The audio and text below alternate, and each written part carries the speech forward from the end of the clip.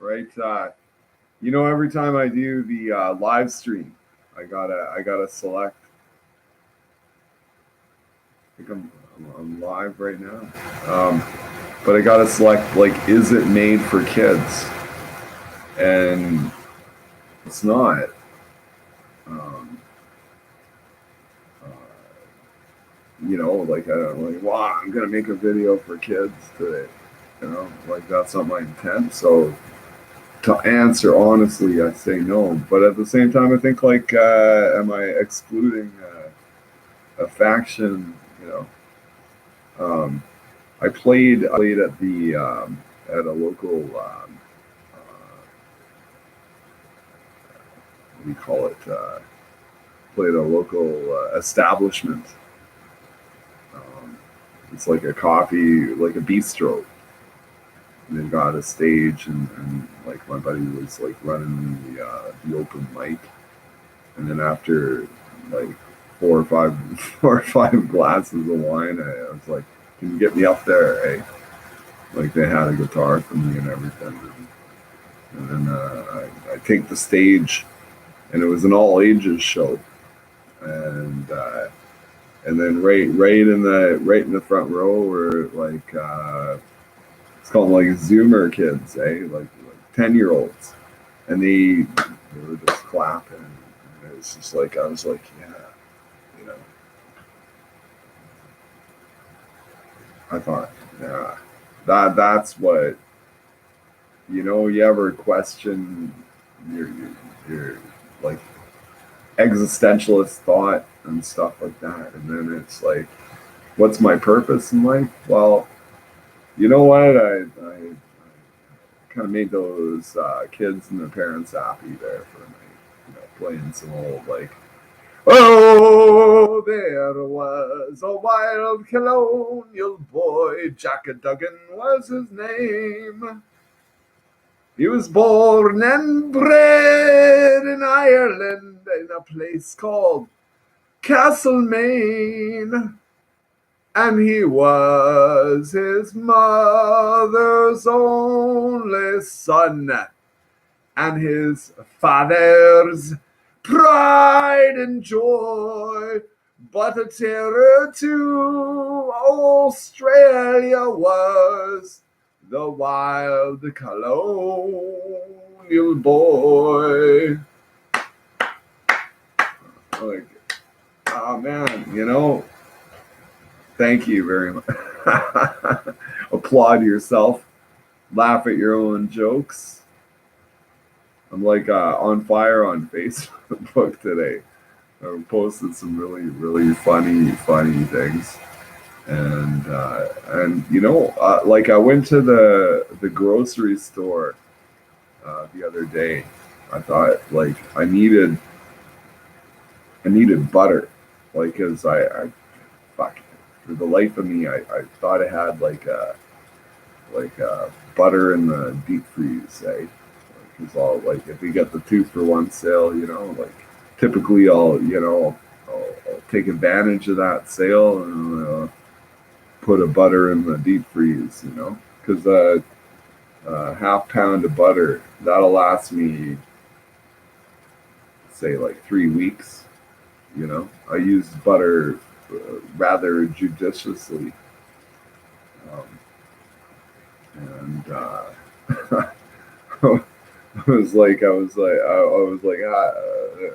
like got some potatoes. I'm like, oh yeah, I had some leftover stew in the fridge, like beets and stew and beef and everything. Garlic, I put like garlic and like made the stew real nice. And then I thought, oh yeah, I'm gonna have it with mashed potatoes, right? So I get the potatoes all like, you know, chopped up. You kind of cut a potato into sixteenths, and then you put it in the put it in the pot, and I'm like boiling it up. I'm like, yeah. And then I'm thinking, I'm like, well, I better get the butter out of the fridge. And then, oh, there's no butter. And then I'm like, oh, well, I got one in the deep freeze, eh? Check out the deep. No, not in the deep freeze. like, like I was really kicking myself. I was thinking, like, what the fuck? You're running out of butter. Like, that never happens, right? Like, I always got like shit. Like I got like cream cheese, sour cream, yogurt, butter, like all the dairy essentials, you know, in the fridge. And then I'm like, how did I fucking run out of butter? And then so I go to the grocery store. It's like fucking $7. I was like, oh. That was like in my mind. Like I didn't do that in the store, but I, like in my head, I'm like, fuck. Like I'm just screaming out. And in my mind, I'm like, God, seven, fuck. You know, but I just put it in the basket and I'm like, it's gonna be okay. It's gonna be okay. Put her in the basket. HP sauce. That's some like I buy it like maybe twice a year, eh? Like a thing of HP sauce. That was like seven.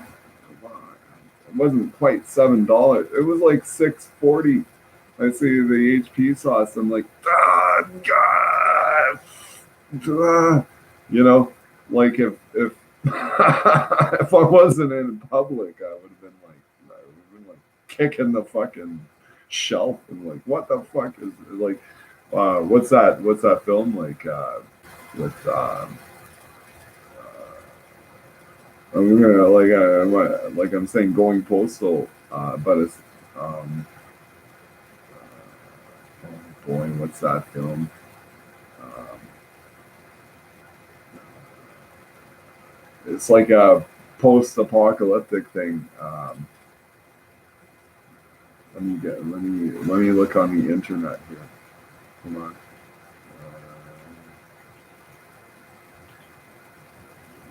Okay, so let's see how good Google works. I'll type in post, and then the name's on the tip of my tongue. I'm gonna feel stupid when I get the name. Post apocalyptic. How do you spell APOCA apocalyptic? LY. What's for? Oh, Michael Douglas falling down. It's occurred to me. Michael Douglas, a man after my own heart. You know, I'll tell you what. YouTubers, all you YouTubies, or like tubies. What's that? I'm a TB. You're a TB. You're a TB too, right? Um, yeah, Michael Douglas falling down. You ever think about, well, who hasn't thought about like being a like a famous actor, musician, rock star? That was my goal. That was my that was my backup plan. Is like, well, I'll just be a rock star. didn't didn't happen. I became a concrete laborer. Wow.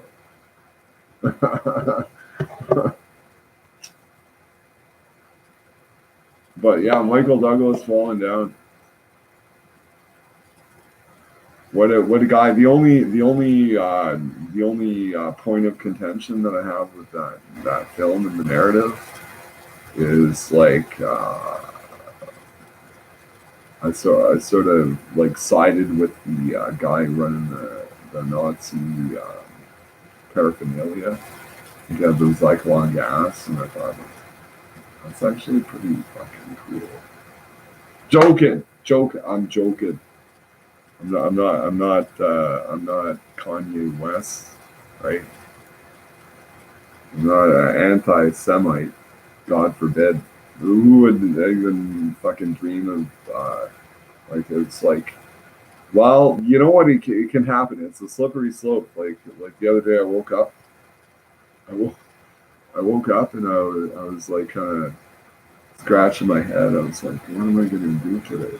I'm like, thinking, well, I'm gonna start a anti-Semitic cult.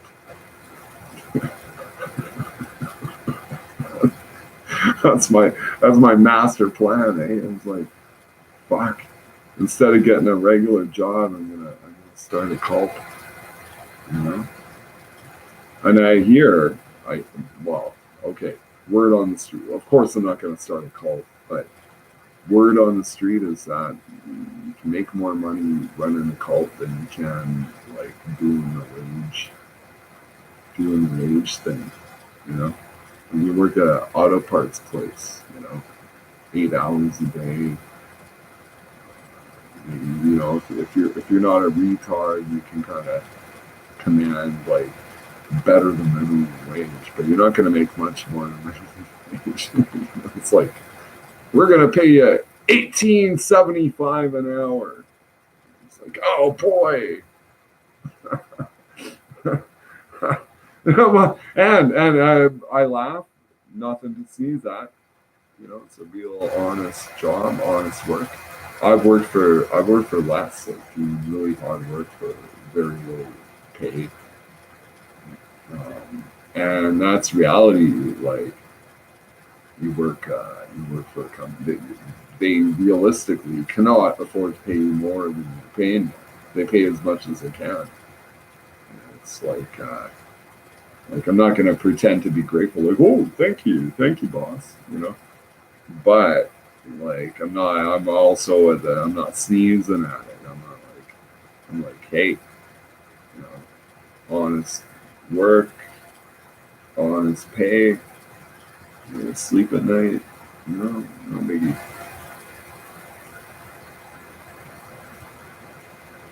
And it doesn't get you laid, but like I say, you can sleep at night, and it pays for your smokes and your coffee. You know, coffee is not coffee is expensive.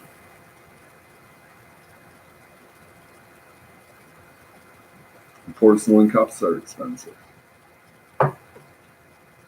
All these things are so expensive, man. I got look at this coffee. This is pretty cool. It's Mounties, right? It's like what kid growing up is like, yeah, I want to be a Royal Canadian Mounted Police, you know. It's like I remember the first time I got pulled over. I'm like, you know, up comes the mounted policeman. It's like boy, can you turn your high beams down? You're gonna burn out my retinas. He said. It's like gee, sorry. I'm just a teenager. I am scared as fuck. And I'm like, holy shit, I'm getting pulled over, and my parents are gonna kill me. And then you're gonna burn out my retinas. I'm like, oh, sorry, won't happen again. And I just like gave me it was like, I had like hot girls in the car and stuff. And they're like he's a handsome cop, right? And they're like I could see, boy, I'm not even gonna say like what I'm thinking because I'm on YouTube. Yeah, it's like not made for kids, but like gee, that's a conundrum, eh? It's like I think like maybe I'm missing out on the audience or whatever. Because I watched stuff when I was a kid. Um, I'm a Gen X guy, and I remember in the mid '80s. So we're talking like 1984, 1985, and I would get up at like 4 in the morning sometimes, and then late at night on channel. Back in the day, you know, you had like uh, channel 2 through 13. So what does that equal? Like 11 channels, and then you had the if you had an antenna, you could do the UHF. You could get some like really crazy shit. We never had that. Never had the antenna, but some of my parents' friends did. Like like, and then they even had like they had like a remote control where you could tune it in. Like it would actually it had a motor on the antenna, and you could watch it out the window. And you turn the dial, and it's like watch the antenna move. It's like fine tuning and stuff. Anyway, point being is like the rebroadcasts and stuff like the I'm gonna get the name wrong again. It's like it was a variety show with Vincent Price. Um, Frightful House of Frankenstein, or oh, if I type that into Google, it's gonna correct me. Stein.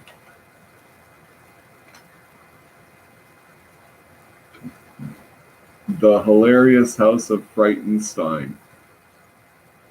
And let's look at the Wikipedia. I'll read it to you because I'm a good reader. Okay.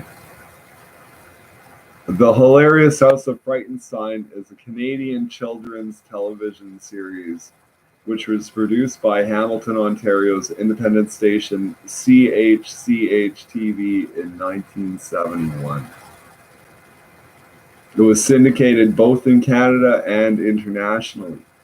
Occasionally, it still appears in some television markets. In Canada, the series has not aired on broadcast TV for several years, but is available on streaming service Crave. So you go to the Crave. That's good to know. Maybe if they carry that program, like I might actually subscribe. It is available on the free streaming service Tubi. Tubi.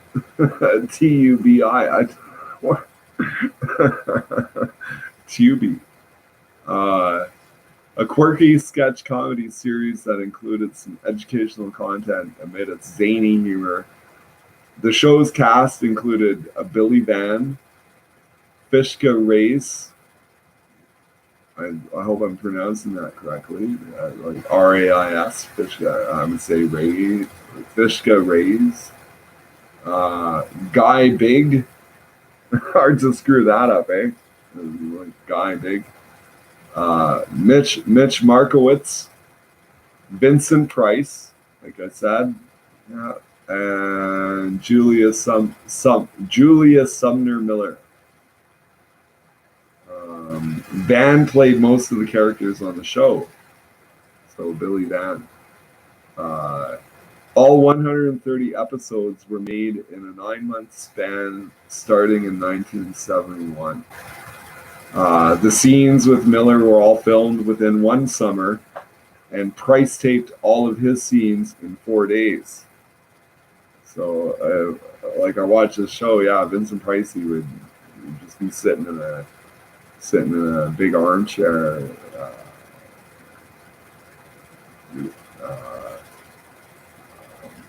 like reciting frightening tales. Yeah, I think I'm right on that. Yeah, you could get no, like I'm reading this stuff, like you get no better presenter than Vincent Price. What a presence.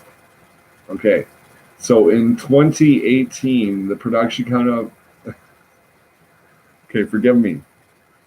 In 2018, the production company Headspinner announced that it had acquired licensing and merchandising rights to the series and was exploring the possibility of creating a new reboot. In 2021, the company announced an animated version for preschoolers titled Happy House of Frightenstein. I did not know that. Wow. I'm so glad I looked it up on Wikipedia here. Okay. In 2019, spoken word label Bleak December Incorporated. So a spoken word label, like this is all new to me. I have no idea what I'm even doing. Okay. So spoken word label, spoken word label Bleak December Incorporated completed a brand new full cast audio production, Return to Frightenstein. The audio drama is a licensed production featuring Malcolm McDowell. Oh, yeah, Clockwork Orange. Standing in for Vincent Price as host.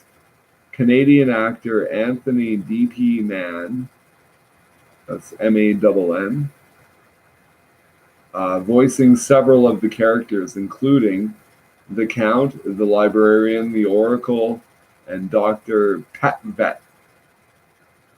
Dr. Petvet. Steven Spencer is Igor, an original series actor and co-producer Mitch Markowitz returning as Super Hippie. Super Hippie. Oh man, how come I'm not on this show? Other voice actors include Nicholas Yen. That's Y-U-E-N. Nicholas Yen as the Wolf, as the Wolfman. Terry Wade as Buana Clyde Batty. I don't even know what that is. I don't know the character. Comedian Dave Hudson as Harvey Wallbanger, and Anne Marie Bergman as Griselda. Griselda, like, if my memory serves, was like she had the sort of witchy kitchen. She's like a witch, made like the most awful concoctions. Okay, the album has been announced for release in Q3 of 2019. So, that's like so many good things happening when like the lockdown isn't happening. So, be afraid of the COVID. Be afraid of the coronavirus.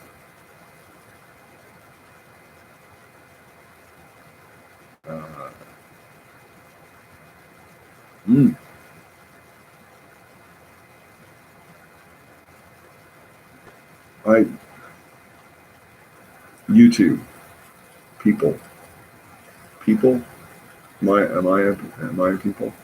You know what? I have a little dog.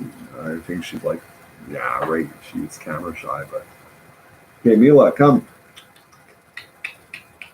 Let's go. Come on. You know what? This dog, she's like 13 years old. And like if it was like 3 years ago, she would have been like skittling up here at like and she's like, yeah, she's wise to my games. But let's try again. Let's see if she doesn't come. Mila, come here. So I'll try and be less stern. Mila, come here. Mila, come here.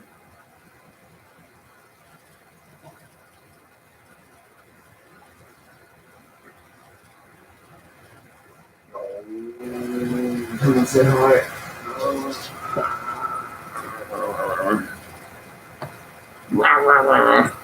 Like I make these noises, say. 'Cause in my mind, this is like what goes through your dog's head say.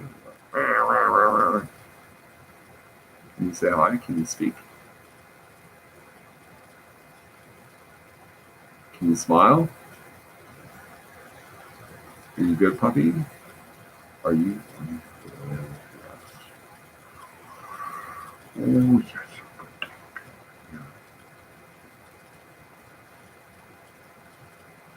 No, no, no, no, no, no, no.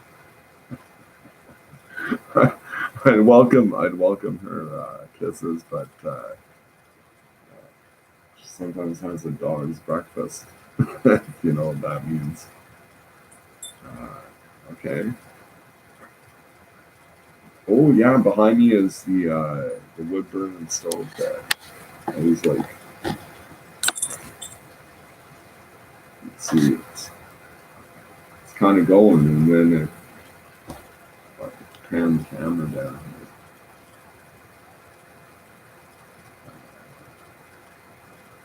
I don't know if you can see it. Like I got the dog bed in front of there. Yeah, I'm like the friendly giant here, like rearranging furniture. I'm gonna put Mila in the dog bed here. There you go.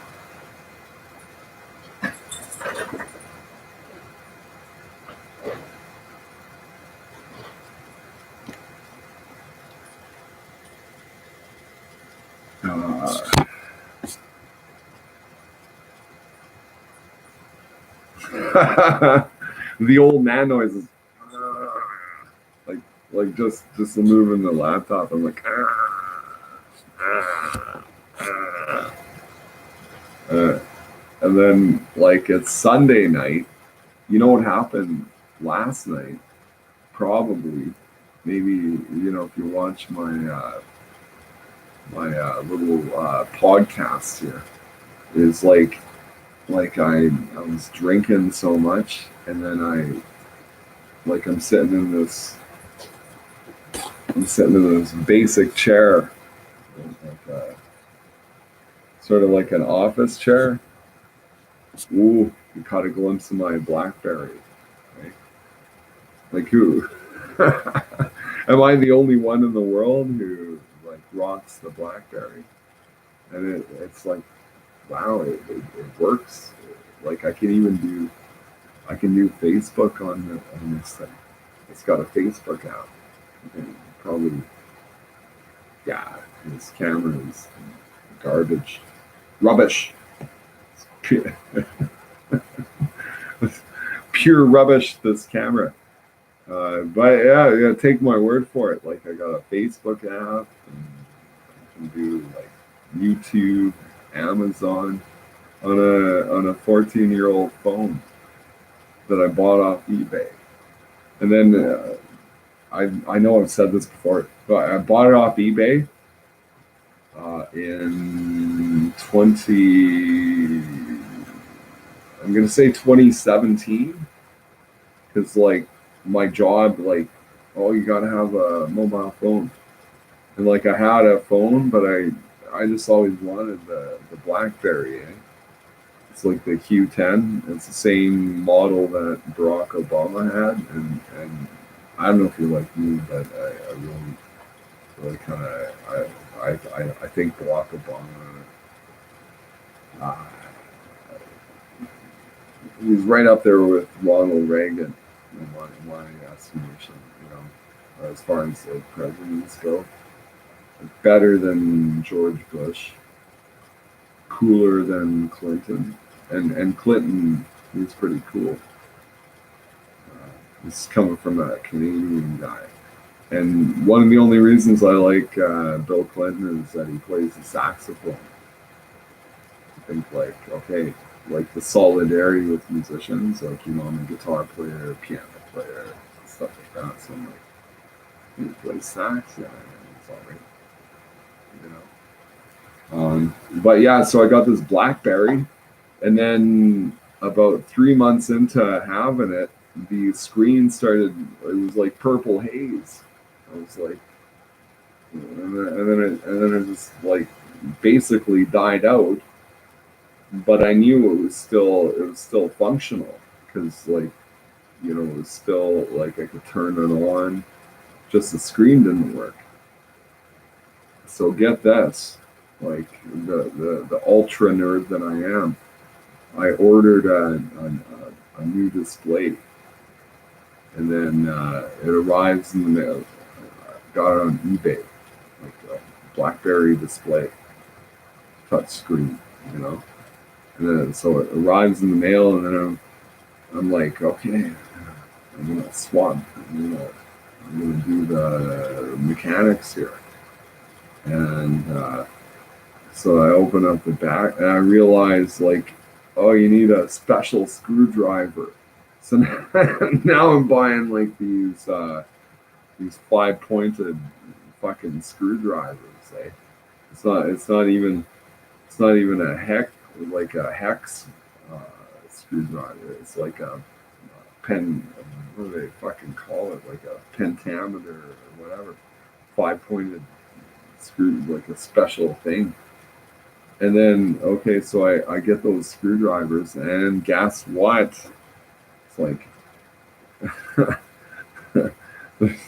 there's no end to the glitches, right? It's like the screwdriver is like not working. Like I got the right screwdriver and everything, and then it's so like delicate and everything, and it's like I'm being as careful as can be and trying to loosen this screw with this BlackBerry device. Like what am I doing, right? Like I'm sitting there thinking like, what am I really doing here, right? Like I'm doing all this stuff just so I can have a BlackBerry phone, and and so I'm like, what do I, it's not loosening. The screw is like, it's like a big problem. So I put on like glue, like I kid you not. I like set the screwdriver in there, and I put like a dab of like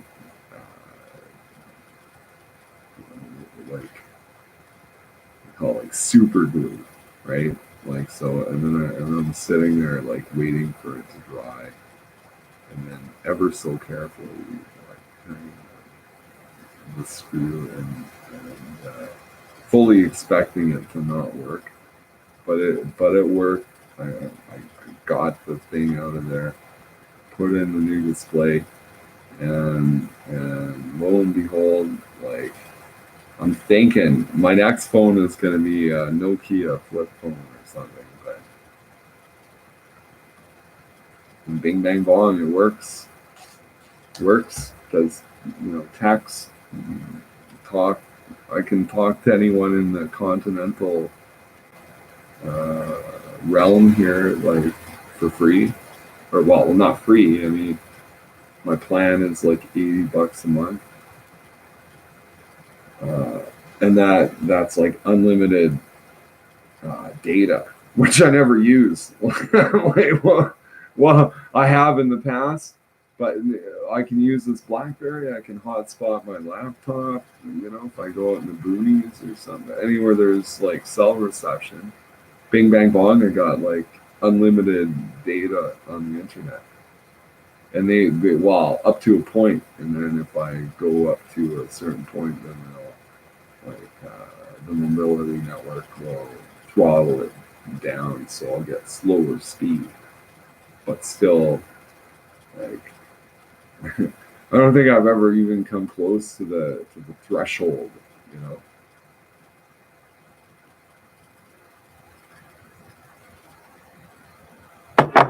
Tape measure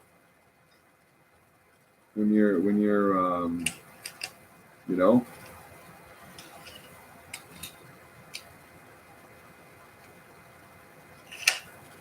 when you're someone who makes a living selling things online, like I do. Uh, so this is talking. I'm talking to you, spring chicken. You want to make You want to make buck. Like one of the first, if you're gonna start selling things online, measure, invest. This will be the best money you ever spend. Is on a tape measure, and the next thing you need is like a digital scale. So that way, uh, you don't really need a digital scale. Like you can just kind of estimate depending on the shipper and whatever. You can, just uh, yeah, it's gonna cost me like $14 to ship this 2.5 pound thing. You know, but having a digital scale, not a bad investment. And if shit goes south, you can always, like, a digital scale is something that will retain its value, kind of like a electric guitar. So you want to invest if you're gonna get you want to get assets. Well, clearly gold. Like you can't. It's hard to go wrong with gold. But that's like out a lot of people's reach. Like for one coin, you're looking at $3,000. And like I don't know about you, but like most people I know don't have like $3,000 to drop on a gold coin. Um, but artwork is never a bad investment. And even if you buy a dud, but if you like it, you hang it on your wall. It's a conversation piece, and it's only going to go up in value. Like maybe not much if it's if it's a piece of shit. It's a work of shit. There's work of art, and there's a work of like trash, right? Like it's like, yeah, well, this piece of trash. But you know what? It's better than nothing. It's better than an empty wall. So you frame it up and you put it on the wall, and like people are like, "Oh my god, you have horrible taste." yeah, yeah. Like someone honest comes over finally, eh? Like a lot of people are like, "Oh yeah, that looks really nice," and like it doesn't, right? Like you're like, "Ah, yeah, let me show you my collection of Garbage Pail Kids cards." Oh, I can see you're a person of refined tastes. Like, come with me. Like here's my Ninja Turtle figurines.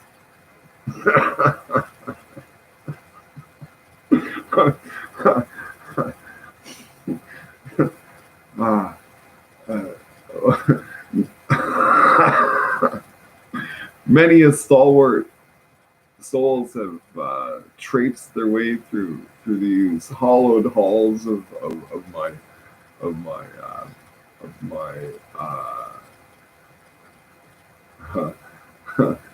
like archives. Like that's not the word I'm looking for.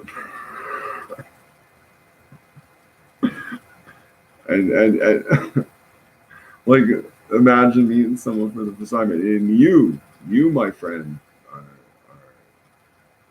are following the footsteps. You're following the footsteps of many a great wanderer, many a great uh, curative souls, curative souls. Okay, forgive me. You get where I'm going. I mean, like, now, behold, it's April O'Neil, Michelangelo, the Ninja Turtles, like.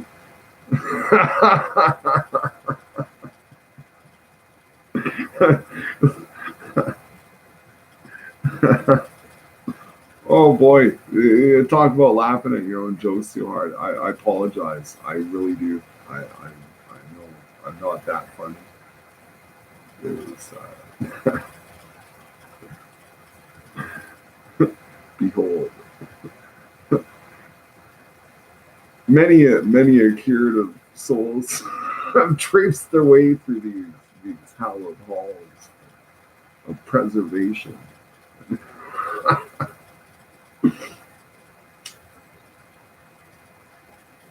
Mm, mm, mm. It's no secret I love smoking, eh? Like, wow. It's like, it's almost like better than HP sauce. Like, give me a choice, like, okay, here's a biscuit with HP sauce. Like, to me, that's like, yeah, fuck, right on. Or you wanna like a Canadian cigarette. I'd be like,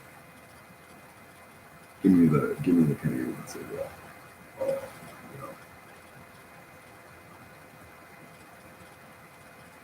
and fortunately I'm in a position where I can have both. I can go up and, you know, get an English muffin, toast it, make a fried egg. I can do a fried egg in like under 3 minutes, like high heat. It's got to be quick and not burn it, and then and oh boy, here's something I don't want to admit. Actually, I do. Otherwise, I wouldn't. Is whenever I cook bacon. Okay, you're listening. Can you hear me? When I cook bacon, it's so greasy. Like, it's greasy. And, a lot of people will say, I know what you're going to say. You pour it in a cup and you put it in the fridge. And that's what I do. Yeah, I pour it in a cup and put it in the fridge. And it's like I use bacon fat where a lot of recipes might call for olive oil or like oil, or whatever. But God damn it.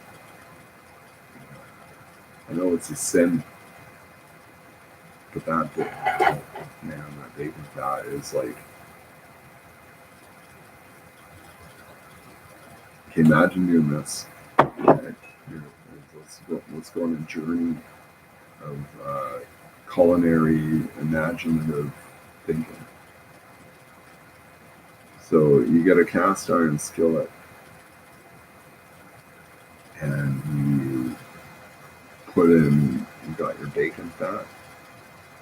You got your bacon fat, eh? So yeah, you put in, like, all you need is like just enough to coat the skillet. So you just, let's call it like a teaspoon or two, depending on the size of your skillet. Like for like a 12-inch skillet, a teaspoon.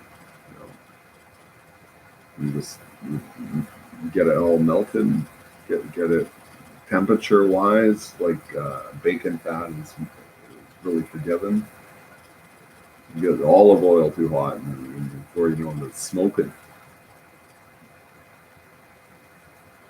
The only smoking I want to do is like these cigarettes, right? Like a pipe or a cigar. Um, so you get the bacon fat going, and then generally speaking, like one of my favorite things is onions, and like say like Spanish onions. I like now that I'm, well, what I do, like, because I'm a single cat, I get like the little onions. So then like when I'm making a dish, I use like a whole small onion. Like then okay, and so now I'm dicing it up after peeling it. And there's little tricks to peeling onions, like, because it can be frustrating if you don't know what you're doing. Like, and garlic. I should do a video where I demonstrate how I do garlic. But I can tell you, I'll tell you, I don't need a piece of garlic to demonstrate. But what you do, you take that garlic and you grab it firmly with both hands, like on either, lengthwise, and then you twist, and the skin just like separates. And you just peel it like quick. So I can do like a whole head of garlic in under 2 minutes if I'm really focused. And I'm not even a professional cook or anything like that. I'm thinking about doing that. That'd be kind of a job that I'd like.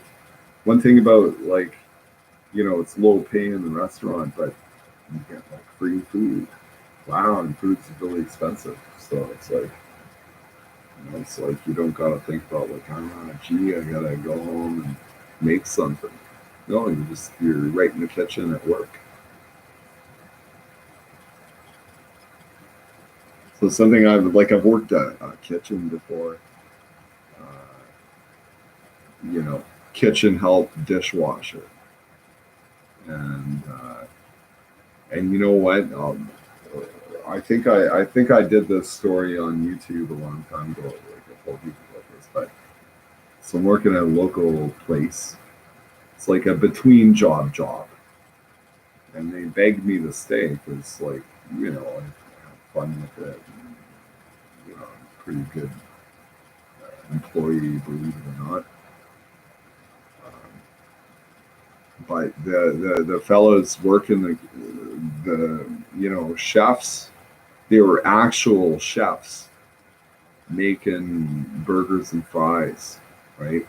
Like they showed me pictures like when they worked in Dubai and they worked on like cruise lines and stuff, and they showed me like we're talking like multi-tiered cakes that like artistic type culinary stuff, like mind-blowingly like it's like okay, you know, like I might be able to play a Jimi Hendrix song, and people be impressed, but this is another fucking level, another effing. Told myself today I wasn't going to use the F word. I just did. Fuck it. That's why it's not made for kids. Like you don't want to use like vulgarity. This is not Teletubbies, my friends. It's not Mr. Robert, Mr. Mr. Robert's neighborhood, Mr. Rogers' neighborhood. It is not Mickey Mouse show. This is the Blake Matthews like fu eat shit show. How about them apples? Huh? Huh? Okay, I'm gonna sing.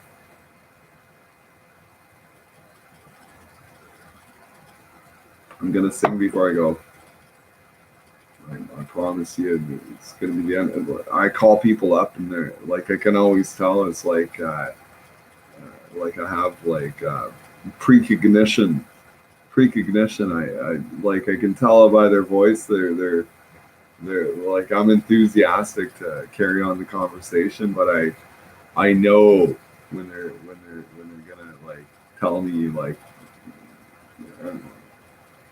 all my friends they're so ginger and polite, like you know I say I know what you're gonna say. You're gonna say you have to go. I get it. No, you don't want to talk to a drunk. And when I'm sober, man, I have zero tolerance for drunk people calling me. I'm like reading the news, and like someone calls me up and they're drunk in the daytime. I'm like, I'll answer it.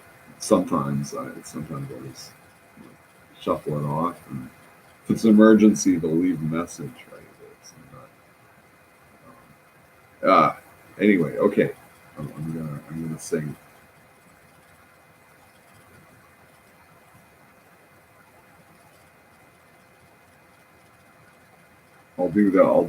The instruments too. Oh, yeah, I'm getting in there.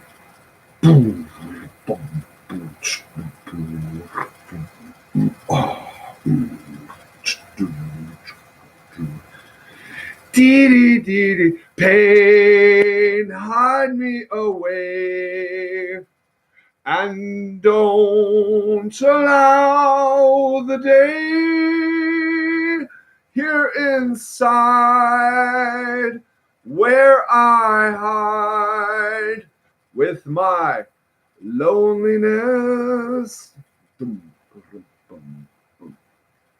Birds, they sing out of tune, and rain clouds hide the moon here inside. Okay. Here inside where I hide with my loneliness. Well, I don't care what they say. I won't stay in a world without love.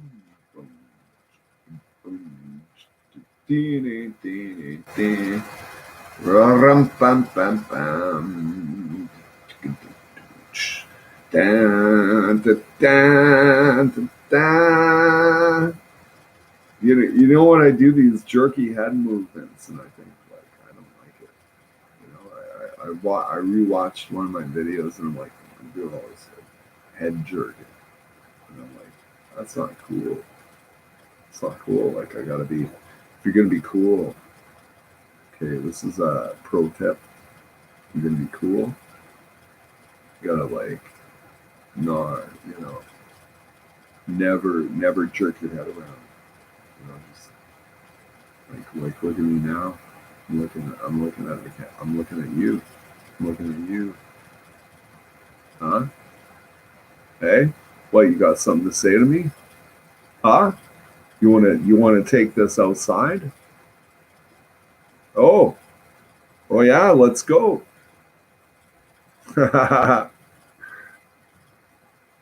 did that like confidence game.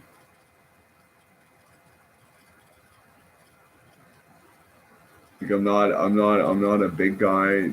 I'm not a particularly tough guy, but I have confidence, and I'm willing to get knocked around, right? Like so, 9 times out of 10, you tell the guy, yeah, let's take this outside, and then they run away.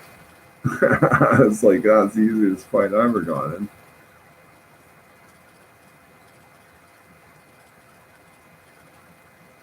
But you gotta be ready to throw the gloves down. You know, they say, okay, then what? Hey, it's like now you gotta fight.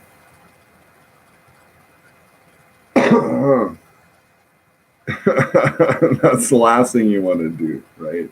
Let's be honest. Hey, it's like yeah, I want to get in fisticuffs tonight. And then if you got a job or something, you show up with a black eye. Oh, what happened? What happened? Oh, God. I fell down the stairs. Like you make a. Oh, you fell. Oh, you must have hit your eye on the stair.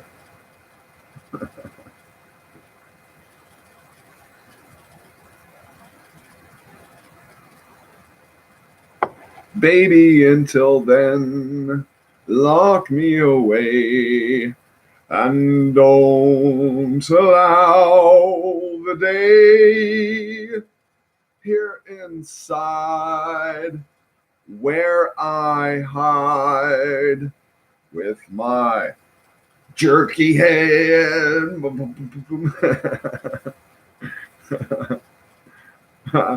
That's really, that reminds me.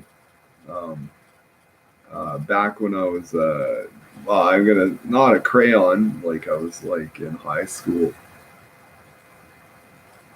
and I didn't even know. Well, this is a shout out to my, I won't name names, but uh, like we did a high school band, believe it or not, and believe it or not, I was like the lead guitar player singer, and yes, I was. Yes, I was the lead guitar player in the singer. Okay, forgive me. Uh, and, um, the rhythm, let's say the rhythm guitar player, he, uh, no, you know what? I'm not gonna even tell the story, man. I'm not gonna tell the story. You gotta, what's gonna happen? I'm giving a shout out to Wayne Gretzky. I think, like he's a fellow Canuck hockey player, and I think that maybe we can work together on some kind of project. I don't know what kind of project, but I'm thinking like, and when you Wayne Gretzky's age, it's like like he makes wine, he coaches. I don't know, does he coach the LA Kings? Anyway, he was like a hockey, of course, you know, like best hockey, best hands in hockey, you know. And like, and the only reason he's the best is because I never played. You know, he's lucky I didn't play because I would have been like giving him a run for his money anyway. Like, because I'm like, man, you know, Slapshot King in Canada. Um, I'm, you know, I'm friends with.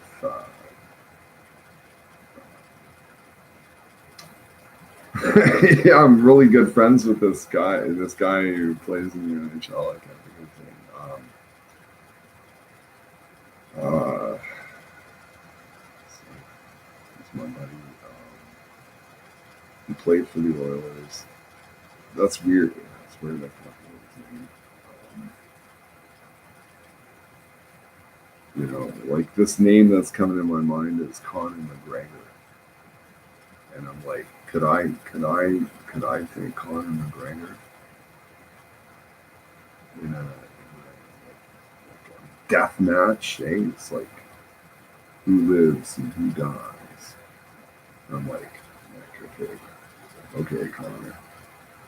I, you know what? I wouldn't want to fight you, Conor McGregor. Like, like he's way better shape than me and everything. He moves faster and stuff. But I would just be like watching him like dance around, and then just grab him by the scruff of his neck. And, like, I can't even like. I'm not mean enough, you know, to fight. I can't. I can't. I can't hurt. I don't like hurting people, and I've been hurt. I've got my ass kicked. Got my ass kicked. It was like, and it was like 4-on-1, and the main dude was like bigger than me.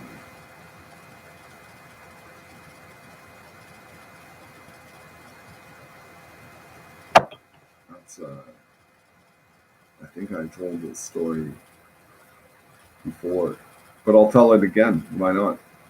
Yeah, it's like I was at this nightclub on Electric Avenue in Calgary. It was like a trendy sort of social. Let's call it socialist theme. Because one time I went there and I was like pro conservative. Well, I'm not really. I'm kind of apolitical, but like I like to be the contrarian. You know, like I'm in the hornet's nest, and I'm like it was just funny for me to see like people get so angry over my, you know, I'm like, yeah, I support the conservative candidate. They're like, they just fucking lose their mind. Eh? Like, what? You fucking mental, you know? Anyway, like I was at this bar, and it was one of the like on Electric Avenue. That's 11th Avenue uh, Southwest in Calgary. So it's sort of the entertainment district. Well, there's more than one in Calgary, but there's like, what was the place? I can't remember the name of the place anymore. But I was there, and oh, you know what? I remember the performer. Performer, he was called. Yeah, I remember, and I don't remember. BA, like it was sort of like it was a play on like he's got a Bachelor of Arts. What was his name? And he did piano. Like he was a comedic entertainer, and I liked him so much that I bought him nachos. I ordered nachos. So BA, boy. Um, Probably you punch it into Google, like you put in BA Electric Avenue, and this would have been in like 2005. BA Johnson, I think. Yeah, he had a keyboard, and he had like some program like things, and it was like it was really amusing. I thought, like, yeah, this guy's like pretty clever. So that's why I bought him the nachos. And I don't know if it was that name, but like I used to go to this place. Like it was sort of, like I said, like a hornet's nest of socialists. Eh? And but yeah, it was. I wouldn't say a great atmosphere. And it was like, it was just like honest kind of, pub, good, food, reasonably priced drinks. And one night I was there, and I had my car. I drove there after work, and then I like, you know, had a few drinks. But I was sitting at a table with younger, like I'm in my mid 20s, and these are like, 19 and 20-year olds. And I'm like, hey, if you do me a big favor, and drive my car home for me, because I'm too hammered. That's a big ask. And then so they agree to it, and I'm like, okay. And then we go in. They say like right next door there's a Max, like 24/7 convenience store, and they want pizza. And so they go in. They get some pizza, and then as the young fellow is backing out, he bumps the taxi cab that's pulling in, and then I'm like, oh fuck.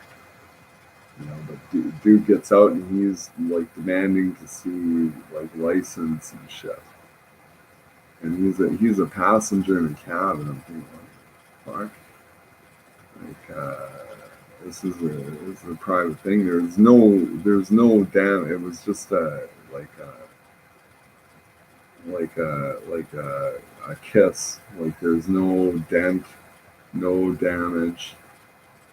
It's like the kid was like driving, and I was like, how dare you? Or like, yeah, you have no grounds to see my driver's credentials. You know, who do you think you are? Well, now it's on, eh? Like, and this guy's like big. He had a like a silver ring, like two. I don't know, but boy, oh boy, was I a mess, man. Like, I still got like scars, and like he just like I think I got one punch in, and and then it wasn't, I'm not just saying this to save face or anything, but like his four buddies were joining in. They're just throwing like there's pieces of my scalp on the car and everything else. Really, really nasty. And then after it was like they knocked me out, and then they left, and then those youngsters like stuck around and were kind enough to give me a lift home to their place.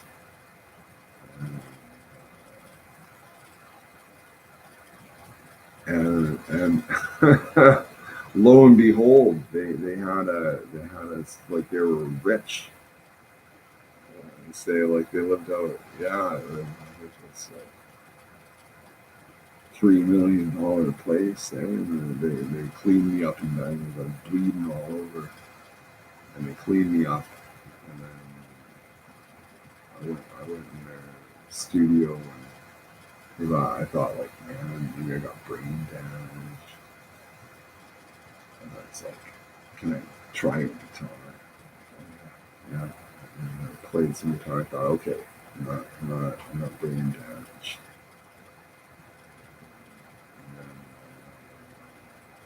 And then yeah, they drove me home, and then I paid for their cab. Yeah, so they delivered me my car back to where I was living in Calgary. Paid for the taxi. Worked out, but wow, man, that's a humbling thing, is to get a severe beating. Like, I thought I was invincible, and then no. It's like you never know. You got to be careful. It's like if it was one on one, and I still probably would have lost, because this guy was like pretty. He was quite the professional bruiser. But then you got three of his friends jumping in, just banging my head off the car, knocking me out. Ugly, ugly.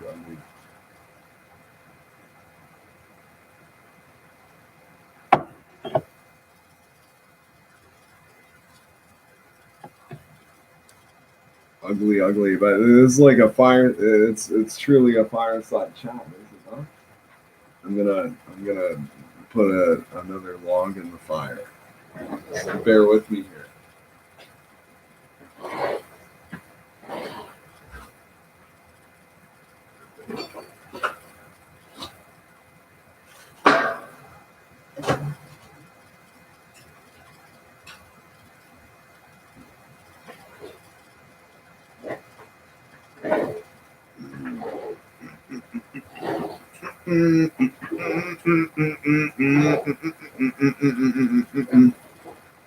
Did I say I was at the grocery store, like, and looking around, and like everyone looks so serious and morose?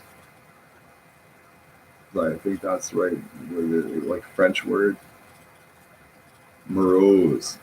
Les personnes qui visage de morose. I'm not. French isn't my first language. En français, s'il vous plaît. If you want to get a job in, like, you want to be a senior level politician, you should speak both languages. Look at this. You know what that I think it's the premier of Quebec. Let's look him up.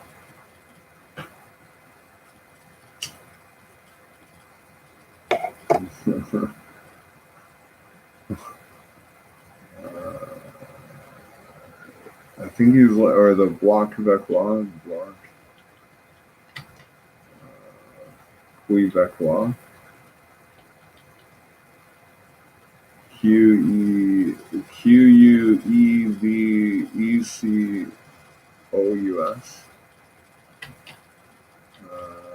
leader. He's the leader of the Bloc. He's just the leader of the Bloc. Images. Let me see if I'm who I'm thinking of.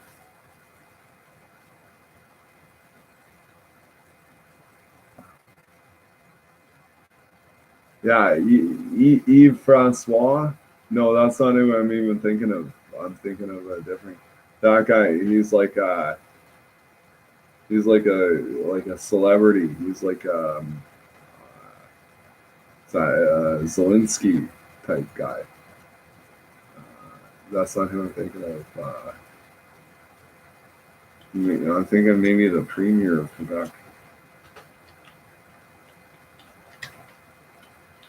Premier of Quebec. QEBC.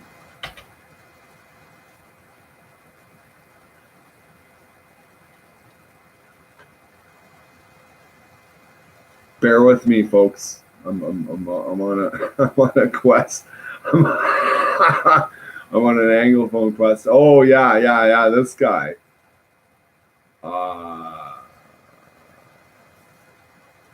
Francois Legault.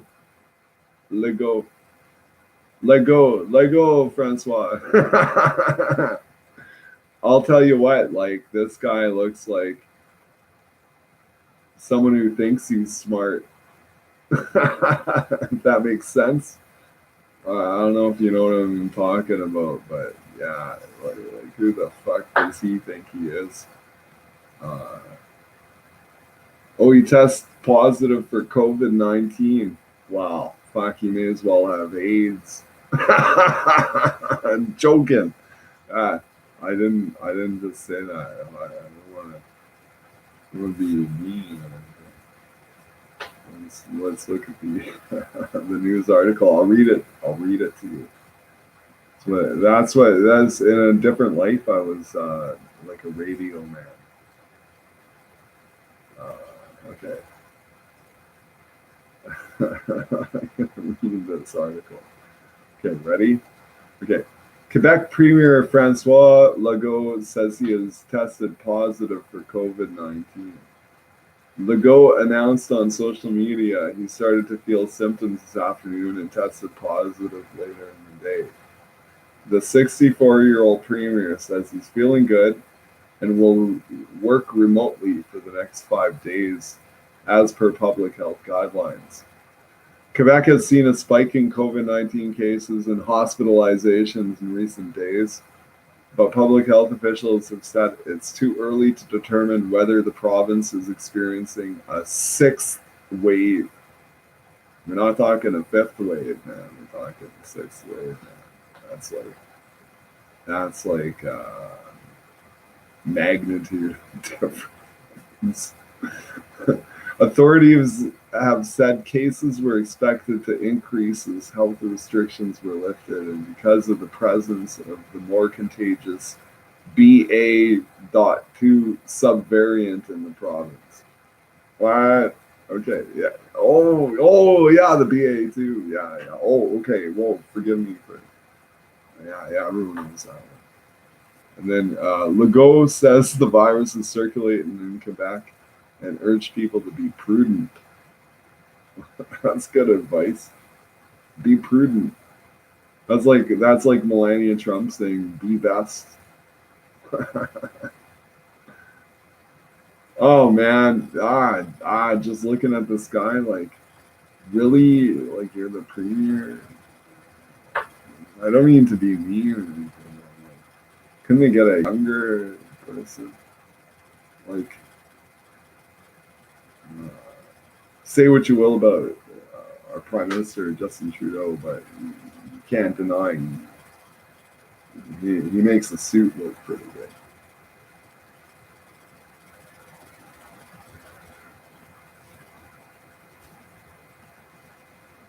He makes the suit look good.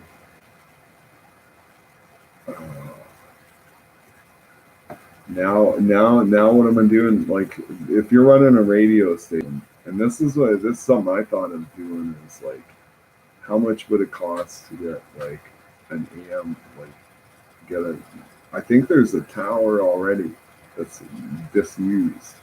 It's not in use, but to get the AM radio license, because the only AM station, well, you pick up, on CDC, and then but the only regional station is from Edmonton, 6:30 a.m.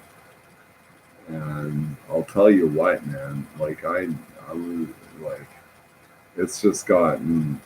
I listened to 6:30 Ched since I was a kid.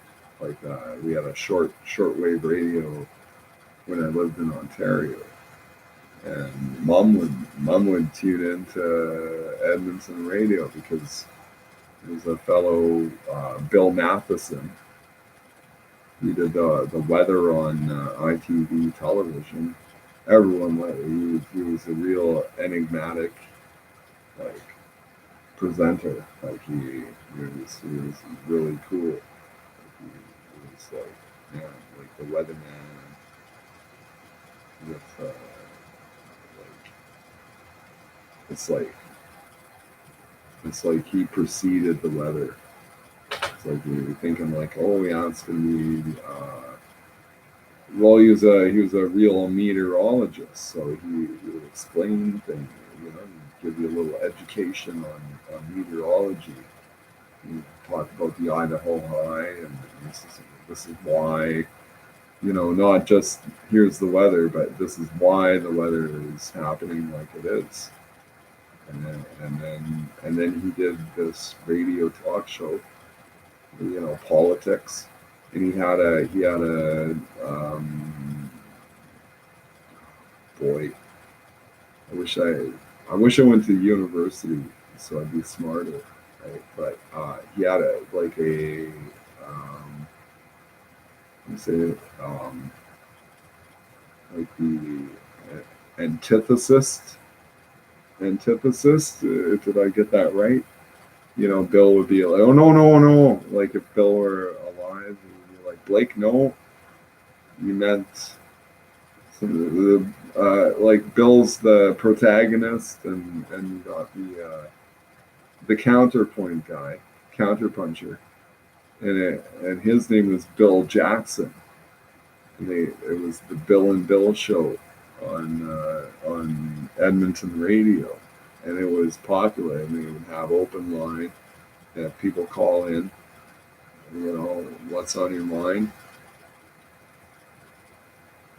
And back then they go for like 14, 15 minutes. Today you listen to 6:30 Chad, and you're lucky to get 8 minutes, and then it's followed up by, like, I kid you not, like 4 minutes of advertising. And like, what do you do, right? Like it's like you gotta pay the bills, right? Keep the lights on in the station, pay the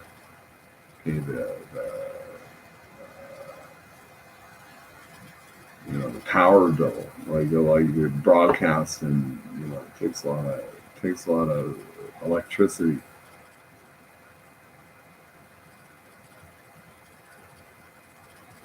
And so, yeah, I have all these highfalutin ideas. Like, yeah, I want to get my pilot's license, fly planes. I want to run an AM radio station. Probably not going to happen, right? Unless yeah, like everyone's like, well, win the lottery. Like, who fucking does that? Like, I've never known anyone who's won the lottery. Mm. I've got a ticket. You know what? I've won a free ticket. Like I think it's pretty crazy because I actually pick my own numbers. Like I'll fill out just let them know. I'll be like Mr. Mentalist. I'm like 16. 3.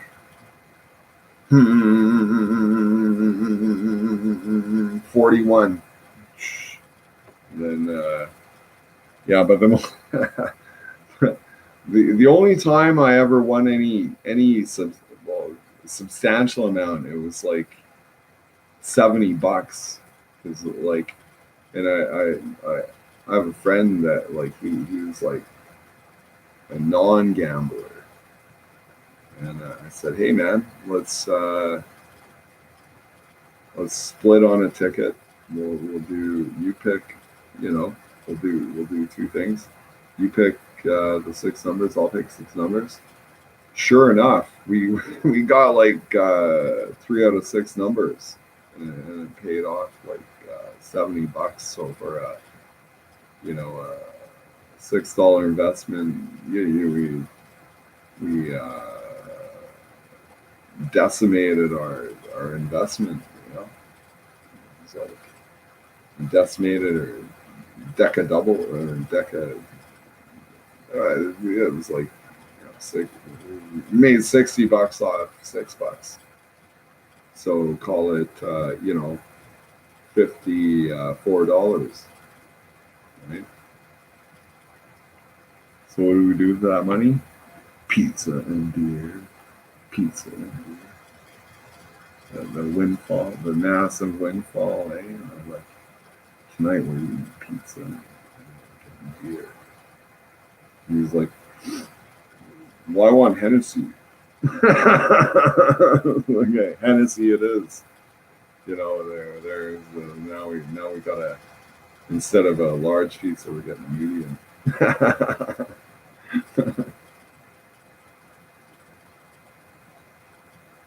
Man, good times, man. Edmonton. If you're ever in Edmonton, what you got to do, you got to go to the like River Valley. So you can go. Here's a pro tip. Like if you're in Edmonton, you go on the high level bridge, and you walk along.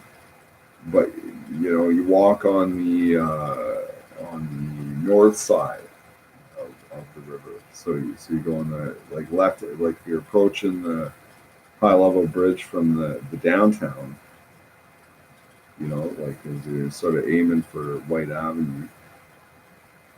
Generally speaking, like that White Avenue is a commercial district. That's where all the fun socialist hotbed bars are. Blues on White, Black Dog, O'Byrne's Irish Pub, and then you got like Burlington on White, the tobacconist. I don't know if they're still there anymore. And then yeah, just a little aside about Burlington on White tobacconist. It's like you used to be able to go in there and like the fellow who ran it, like he was a smoking enthusiast himself, and it was a nice humidor. You go in and like I could never really afford anything too decadent, but bringing in the humidor, and you could have like sit down and you had a chessboard, coffee or like espresso. So you go buy a cigar, sit down with the proprietor, and play a game of chess if you're so inclined, And then like Mayor Bill Smith is like Mr. Anti-Smoker. I think where I stand on smoking, man. Like I love smoking. And like a lot of people look at me like, oh, you're killing yourself, or whatever, eh? Well, okay, maybe, but you know what? Like, let's say life is short, and Anyway, but yeah, with these new regulations, you think of all the places, like you can't smoke. Like suddenly, like uh, the municipality says like I can understand like not smoking in a library or a grocery store or like what do you call it, like a department store. And this like blows millennials' minds. It's like back in the day, I I could go into a Zellers, light up a smoke, and they had ashtrays on the pillars. Like I can literally go and shop for clothes, and I wasn't the only one. Like that was like even the employees like light up a smoke, like, right on the fucking jaw. Like it's just unthinkable today, I suppose. And then yeah, thinking back. But anyway, like yeah, back to this Burlington on White Avenue is it's like you think of all the places you wanna outlaw smoking, you know, a tobacco shop. You think that's the one place maybe you could have a cigarette or a cigar or like fire up your pipe. Nope, no, it was like fuck, man. Like where's the old boys club? And it's like, yeah, thanks, Mayor Bill Smith. Aren't you a peach? And then, yeah, and then, yeah, Edmonton.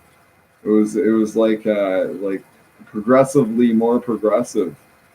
They had uh, Mayor Stephen Mandel, and he was like, oh boy, you know, I don't want to say anything untoward, but like man, he presided over eliminating the Edmonton airport. They're gonna. Here's the big plan. They're gonna turn it into like a green community with solar panels and shit. Never happened. They destroyed the airport. That's ultimately they're they're like all these fucking granola people are thinking like oh yeah, it's gonna be like ticket to the future, you know, it's gonna be like self-sustaining, like all these catchwords they have, you know. The reality is that it's just taxpayer dollars going into a black hole. And they destroyed this beautiful airport, and because and like the justification is that they want to build like taller buildings, and yeah, what a mess. Like I was always very staunchly opposed to like taking out that airport because like I remember as a kid staying at there was a hotel there, and my mom and dad like staying in Edmonton. We stayed at the hotel. My dad was always like a hotel dude. Like he could like upgrade to the presidential suite, like negotiate. But I remember that airport. It was, and you could watch the air traffic. It's like cool to sit in your hotel room and you watch all the planes take off and land. I thought that was pretty cool. And so, but yeah, they replaced that with a black hole. They destroyed the airport. Stephen Mandel. Where is he? What did he go into hiding? He's like not the most popular public figure, I don't think. And yeah, that's a guy. Like Google Stephen Mandel and look at his background. Um, he's like a trailer park guy. When I say trailer park guy, I mean like not like a trailer park denizen, but someone who like made money off trailer parks. Like someone fiscally like yeah, like Richie dude. Easy to say. I I don't want to knock anyone, but no, well, I will because like I didn't like his like oh yeah we're gonna build sustainable community with solar panels and stuff like that. And we're gonna destroy the Edmonton airport.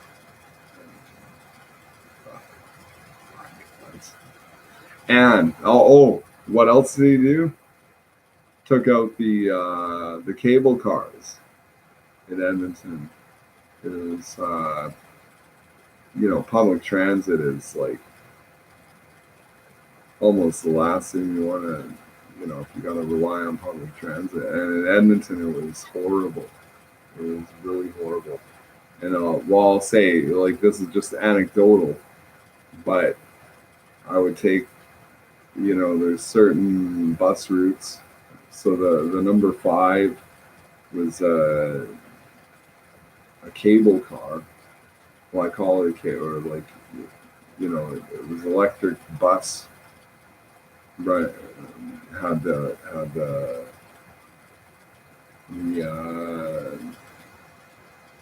things on it, the snap on. I remember one time in the winter, like the things came off, and the driver he's out there with a pole, like reconnecting it. And I'm like, holy fuck, man, that sucks.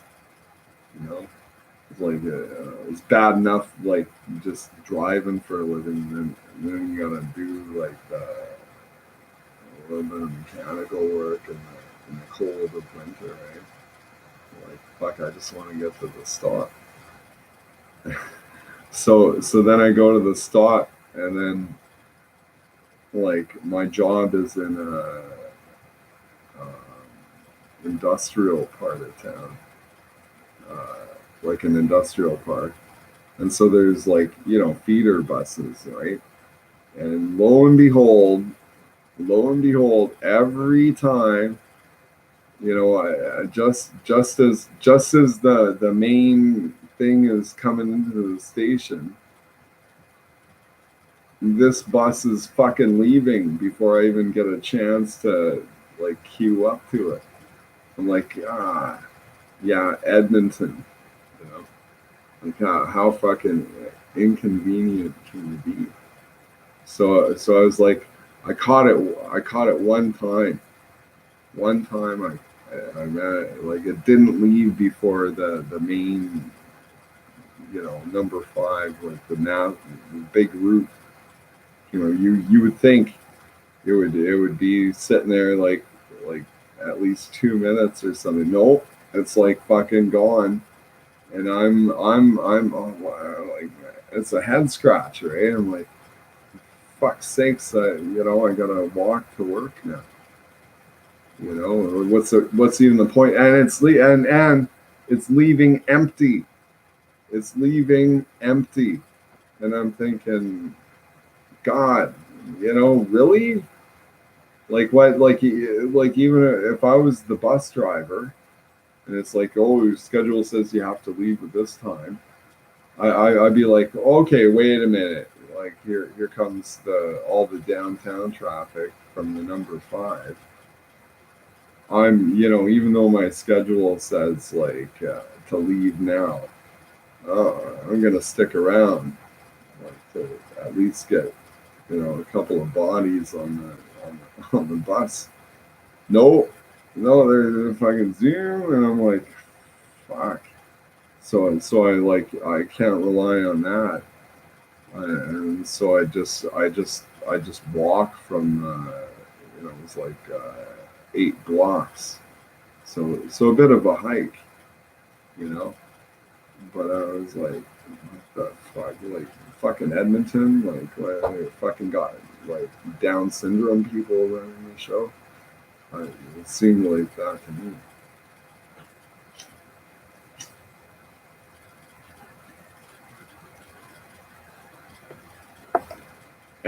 And don't get me like I know like transit, doing all the logistics and the coordinating and the scheduling and everything.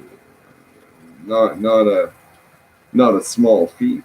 I get it, but at the same, like it's like when this shit happens, I'm like, no wonder, no wonder people like, you may as well just buy a fucking compact car if you're gonna work. Don't rely on the transit system. It just fucking sucks.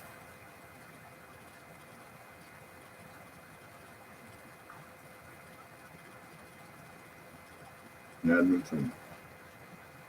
Here's the good thing about Edmonton. I always want to, like bitch and moan about like all the negative shit. But you know what? Edmonton, the River Valley. So what you do if you're in Edmonton? Here's what I would do if I was like someone. I got a bit of a disposable income. You stay at the Hotel McDonald, and then you're right on the high point of downtown, and beneath you is the River Valley, and you take your wife or girlfriend, or if you're single, it doesn't matter. What you do, but pack up like sausages. Get some sausages, um, like uncooked sausages. Because here's the plan, Stan. You go down to the River Valley, and there's like all these trails. Like you walk down there, go to the Kinsman Park. But you're right. You're right. This is a cool thing about Edmonton. You're in the very middle of the city, and it's all trees and river. You're like I'm in the middle of a bustling metropolis, and here I am. It's like, wow, I'm in a park, with the river, and then like throughout the park they have these upright um, cast iron stoves. So you gather up some firewood, build a little cooking fire right in this thing, and then there's also like water fountains if you want to have a drink. Really, you should bring some beer, of course. Or if you don't drink, like bring your grape soda or whatever you want, and then you go down and you build a fire, and then boom, you got like a little barbecue going. Right? Throw your sausages on it. It could be chicken wings. You don't it doesn't have to be sausages. It's because I planted that in your mind. It could be pork hocks. You know, if if you're a Christian, you can eat that kind of stuff. You know, I don't want to exclude Muslims and Jews, of course. So if you want the kosher or halal stuff, well, you know what, you got you know make up some burgers, uh, with kosher ground beef. And I can't help but like tell you what to put in it. Put in a bunch of cumin. Cumin. Mm-hmm. Mm-hmm. You put in celery salt. You could put in like roasted red pepper. But no cumin. Cumin. That's a secret. Like, uh, I don't want to tell you even how it tastes, but if you know cumin, you know what I'm talking about, eh, fellas?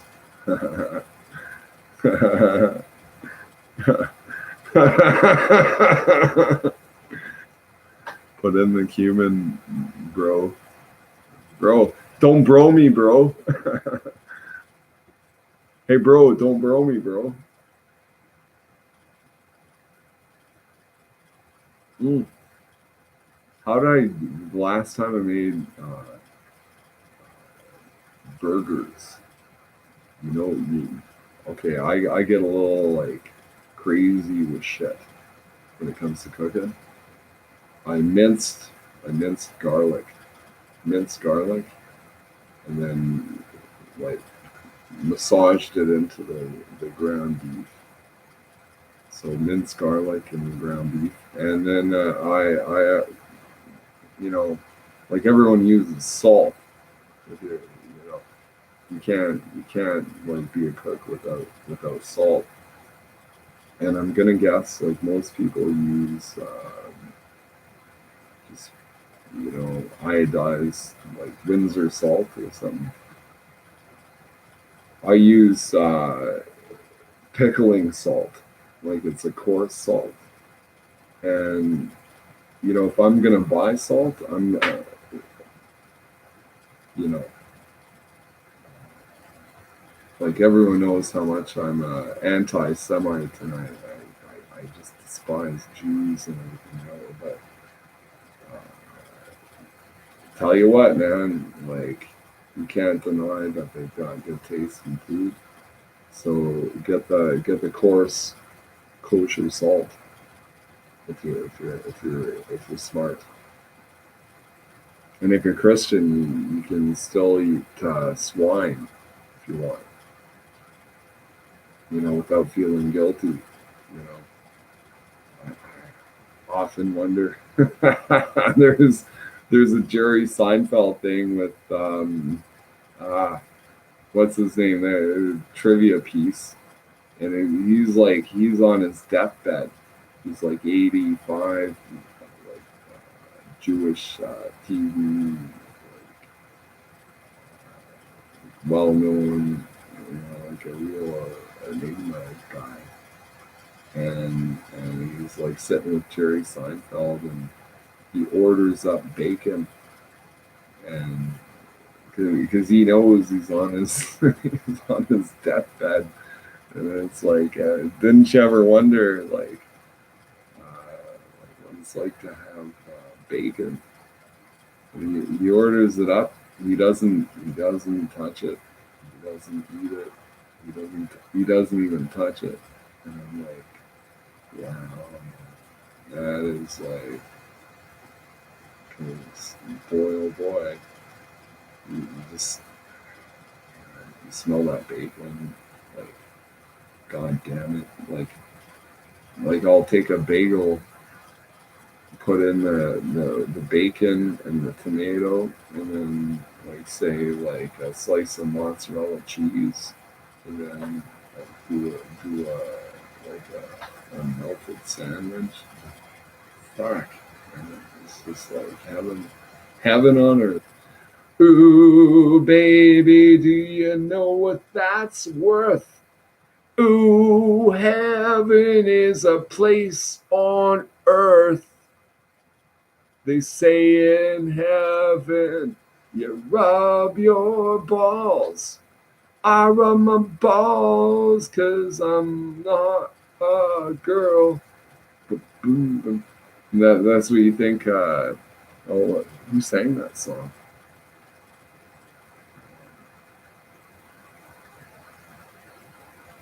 You know what name popped into my head is Gloria. I know it's not Gloria Estefan. Remember Gloria Estefan? And then when we were kids in school, like the French teacher. Yeah, yeah, I took French. Je parle français très bien, mademoiselle. And so the French teacher, she, young, like good-looking French teacher, real slim, like no breast meat really, but good-looking, nice, good voice, good speaking voice.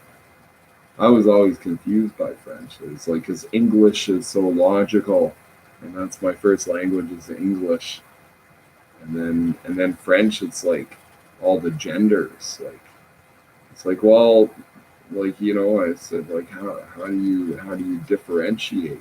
Like as a kid, I didn't use the word differentiate, but like that's what I'm thinking. Like how do you? And her best answer was, you just have to know.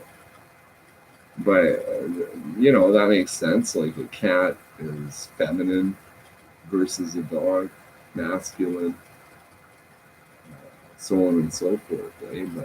But like at least English, I like English, like being a master of science. A lot of people say I'm like anti-scientific, but the reality is that you know I can just plug away at astronomical units like there's no tomorrow.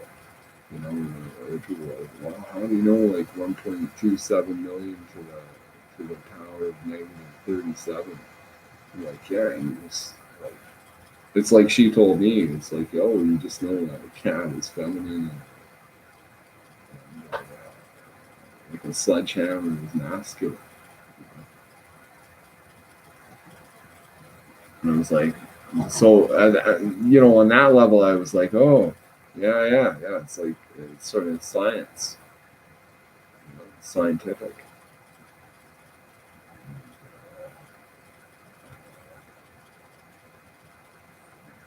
Can't even remember what I was going to tell you. But yeah. Young French teacher, well, like at the time, like she's like, mom age. She's like 26 and like wearing like uh, like like a real French woman, eh?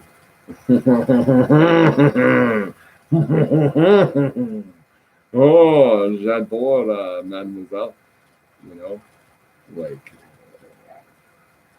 boy, oh, like fashion model. Yeah.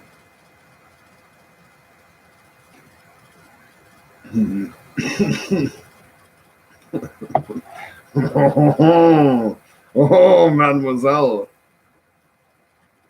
Yeah, yeah. Man, now I'm like an old man, eh?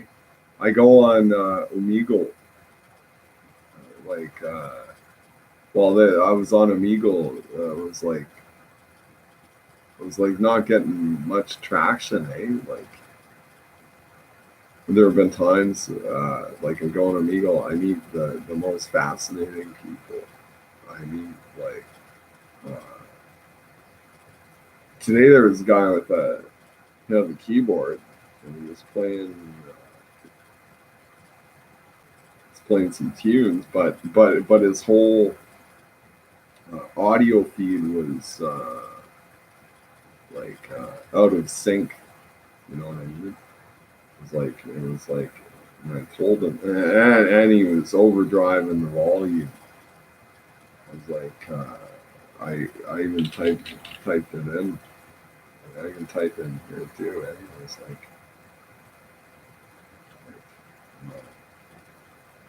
I'll embellish it a little bit. It's like, whoa, whoa, dude, and your audio is overdriven. like that might not make much sense to someone who's like not into sound engineering. Like that's like, and you know what? Like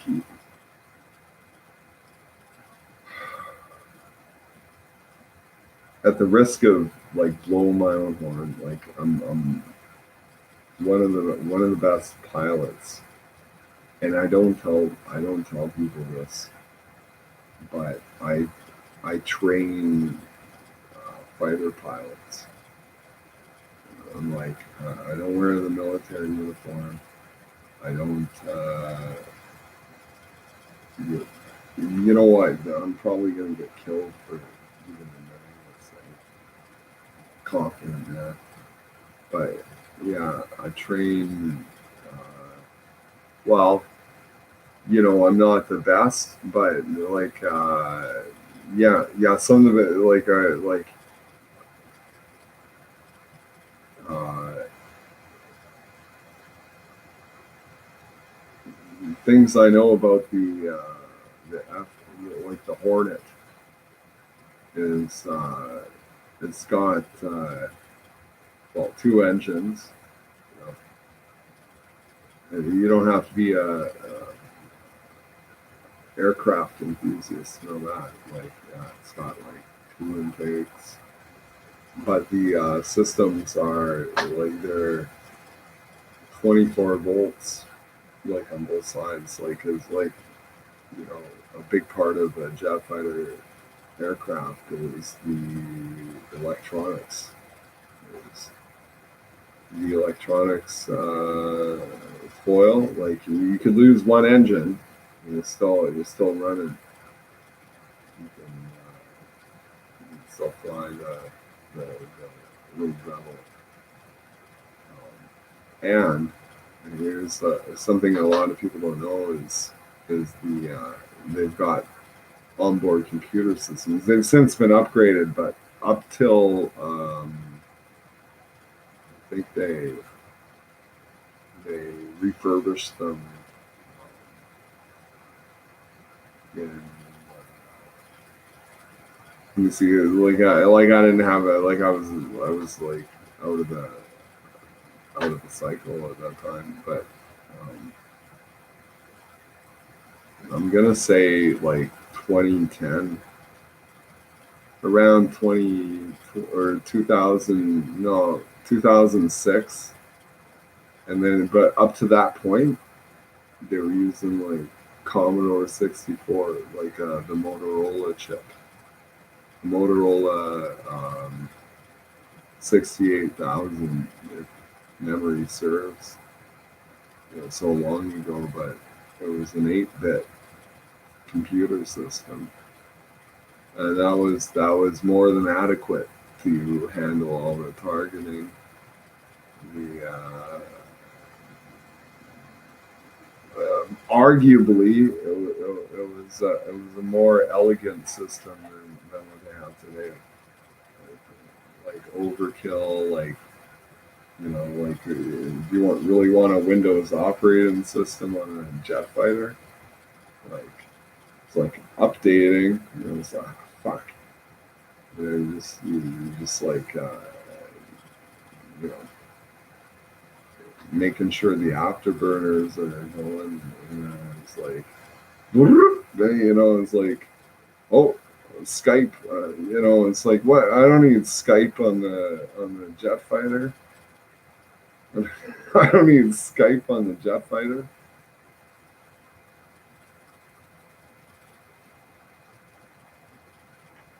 And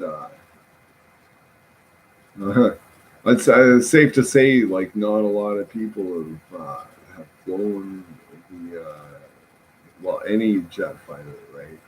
Like, but it's like, the CF-18 is, in my opinion, like I've flown the F-16, I've flown the F-14 Tomcat, I've flown.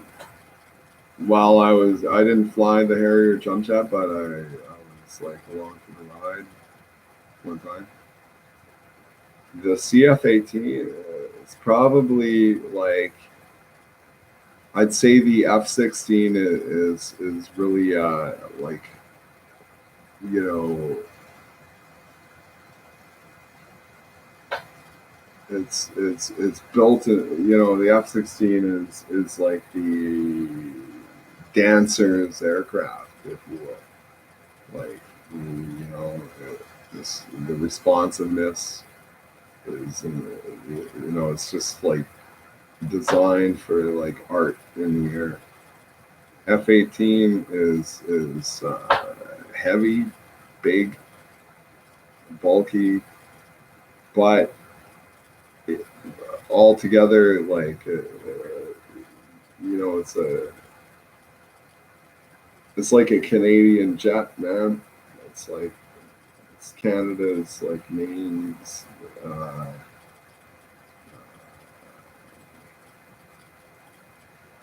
this the what do you got, like the staple um, aircraft of military. It's like and put it in the pantry. No, don't put it in the pantry, but in the pantry you can load this thing up and it can carry a lot of weight, a lot of serious firepower, and it's got guns.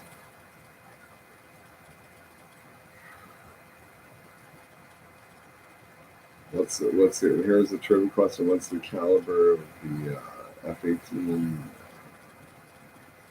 gun?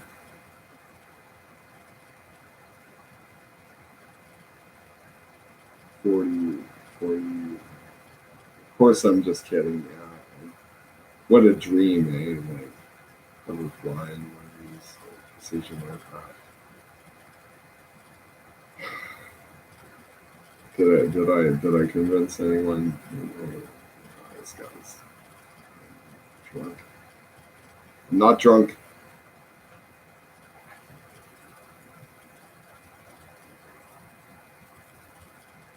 Hmm.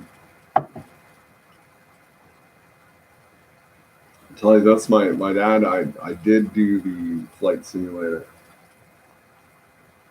and I'm telling you, it's like sitting in a giant in the inside of a giant golf ball that's hollowed out, and you got an actual cockpit. And not everyone gets to do that. No, that was my old man. He well, knew the guy. He's like a real Air Force guy, and like my dad was real, like, well loved Air Force guy. YouTube, and anyone watching this, I don't imagine many people are watching, but I'll tell you, yeah. Well, you don't need me to tell you, kind of, if you know him, like. Uh, anyway, yeah, he, like, how many kids get to do that, eh? Like, he brought me into the actual, flight simulator where pilots train, and I got a whole tour of the facility. They're like all these, like, it was like a room. It was like a 20 by 20 room full of like these stacks of computers, like to run the simulation. All the graphic data, back then it was like, you could fit it on like 6 iPhones today, probably, with miniaturization of transistors and stuff. But bottom line, yeah, it was like hyper fast computers, tapes, high speed, like tape travel, digital tapes. And boom, this thing was running, and then you got like an actual CF-18 cockpit that you sit in, and you could have the I didn't get the G suit, but they have like G suits to make it even more authentic. And but I was like, and then like, so you're inside, we call it like inside a golf ball, a giant golf ball. And then there's these cameras on motorized, like you've got servo motors, like with these cameras like projecting, all the topography.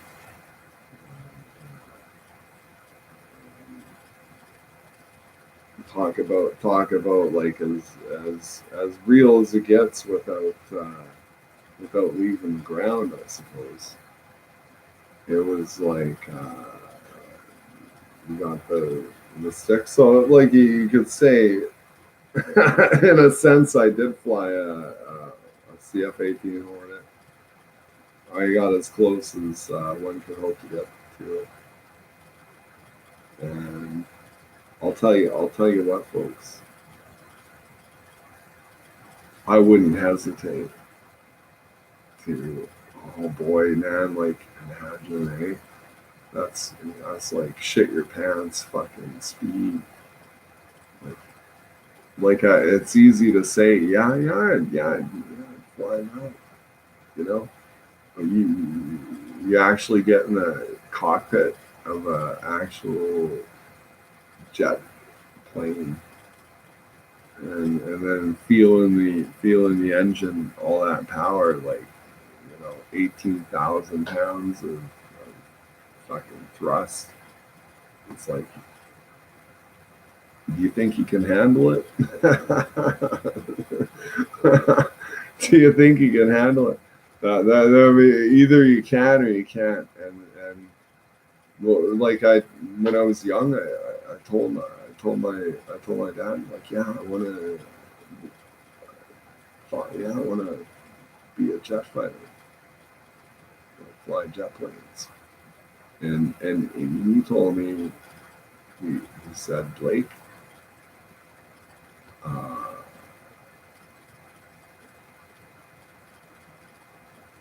that it's a different class of person, or what he said, like a different breed, you know.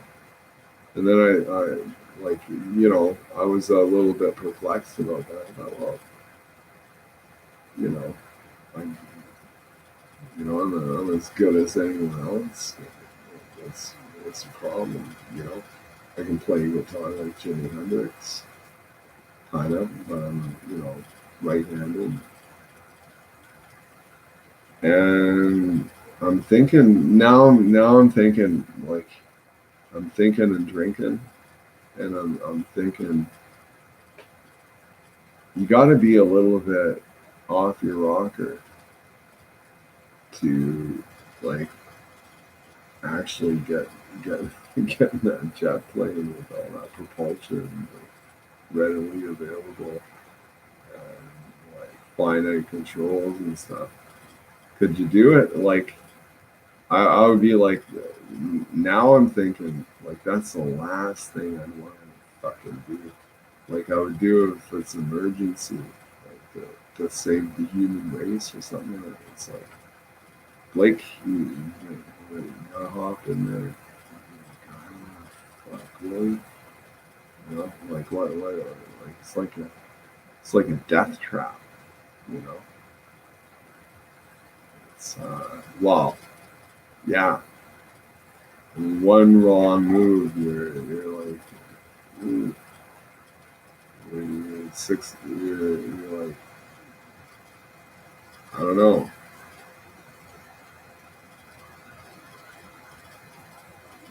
You could say they fly themselves, but I think my speed is more like just a regular aircraft, maybe a turboprop.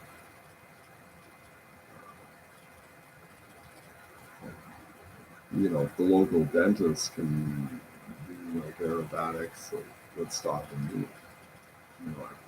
play guitar and bass, like not much difference. Playing the flame, not a biggie. Biggie, biggie, biggie, can't you see? Sometimes your words just hypnotize me. Okay, I'm gonna leave it at that note. I'm gonna leave. You gotta watch. What was that guy's name? Like Biggie, Biggie, Biggie, Biggie. Can't you see? Sometimes your words just hypnotize me. Okay, good night, folks. I'm not gonna embarrass myself any further. Uh, I think what I've said insofar is more than adequate. Let me get my calculator. I'm going to compute some astronomical units.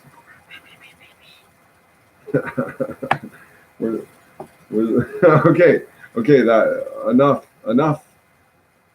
I'm just imagining my parents yelling at me because it's like 2 a.m. It's like, Blake, shut up! Blake, shut up! I'm like, yeah, okay, mom. Oh man, if you know a good wife, someone who doesn't mind like cleaning up, I'd like her number. Okay, I'm seriously gonna go now. And then I got this red button end stream, and in the stream. Glad to avail myself. I'm not a diplomat or a delegate. Not yet. Hey, there's a job for me. Like being a foreign diplomat. It's a scary job, but you gotta like I know. Okay, I'm going on and on. We'll save for another discussion. Next time we'll talk about diplomacy. I think it's safe to say, like not only do I dream of flying F-16s, but I know a thing. I know. It's safe to say I know a thing or two about foreign diplomatic relations. Okay. Good night, folks.